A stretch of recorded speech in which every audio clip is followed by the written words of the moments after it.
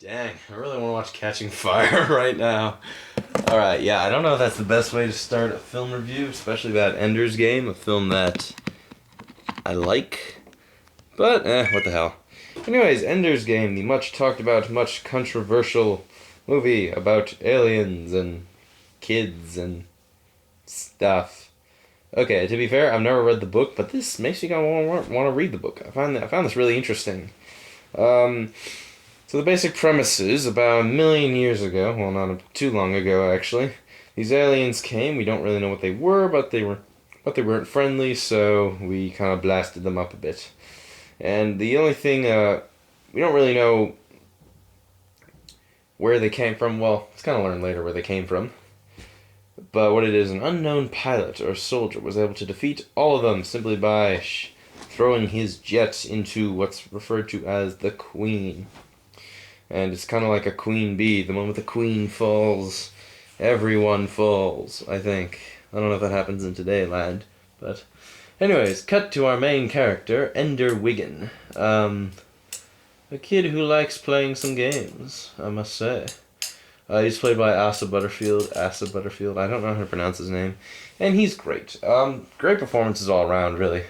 What's there to say about him? I don't know. It's neat. It's kind of neat. It's like I think it's ultimately about child soldiers and what we make them do. Really, I mean, sort of like basically what it is. Ender has this just rare. This really I think it's sorry I'm stuttering as usual. Very rare mindset where basically he won't if he sees a problem in his life, basically he'll do everything to make sure not only that it stops, but to ensure that it stops permanently. Like there's a bit early on where a bully's picking on him and he beats the crap out of him, but he proceeds to keep kicking him. Proceeds to keep kicking him, and sort of this metaphor that it's not just a matter of, winning the battle, it's winning the war type thing. And that's what Harrison Ford, the big gruff general, wants. Goddamn, Harrison Ford is just like he's just gonna be like he's the greatest actor of all time. Let's just face it, he is. He's great. So there's a lot of good cast in here. Viola Davis, Ben Kingsley shows up at one point. That's pretty cool. He's got a nice tattoo on his face. Not a spoiler because it was shown in promotional material. I guess this is an answer for the Mandarin in Iron Man 3, I suppose. But I don't know.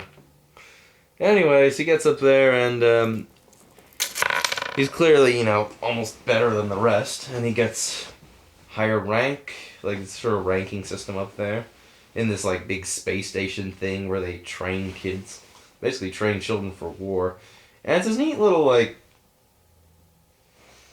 it's this you get these neat sort of conversations between Harrison Ford and Viola Davis of like what are we gonna do when this is all done? When this war is over, what's gonna become of them? They're gonna something like that. And Harrison Ford's like, I don't really care as long as we win the war.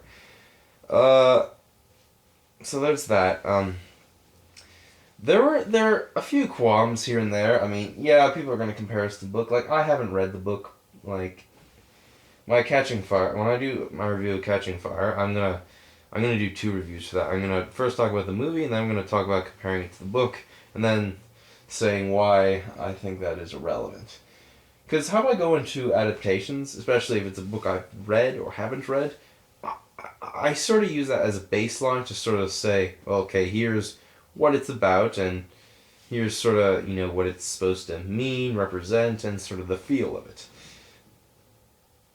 And I sort of say, like, a film can be its own thing, and to some extent, if it, succeeds or fails, okay, I really don't know what I'm going on about. I'll come up with something like this later. Basically, I'm saying I judge them as two separate entities.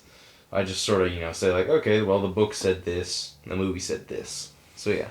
But not so much as a direct comparison. But anyways, Ender's Game. Visually stunning. Great special effects. Great zero gravity effects. Though I think gravity still holds the cake. What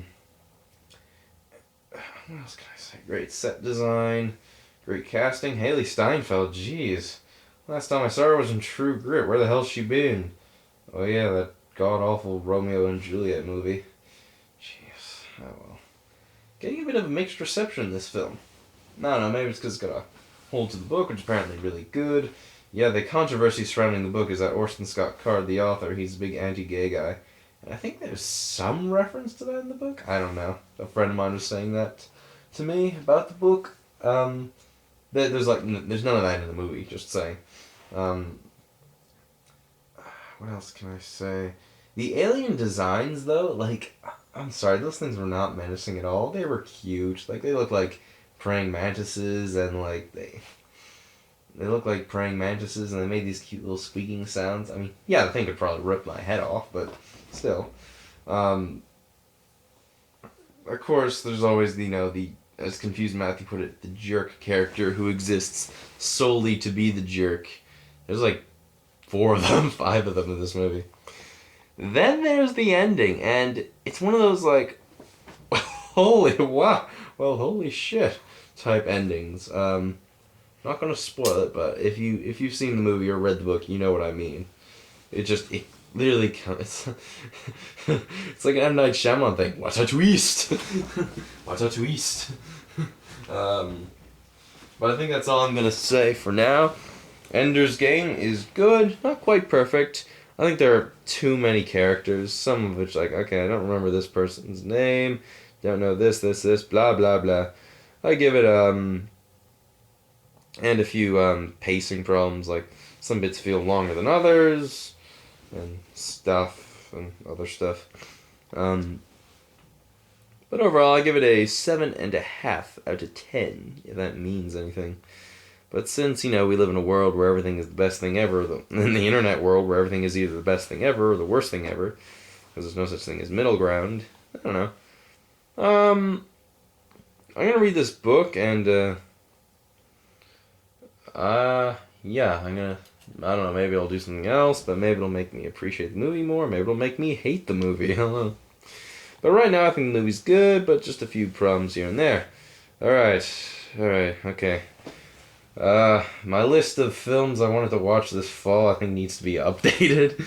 Of the ones I didn't watch, I didn't end up watching The Counselor, The Wolf of Wall Street. It's gonna be a bit higher on the list, and I actually watched Romeo and Juliet on Putlocker or whatever, and it was garbage, just everything about it.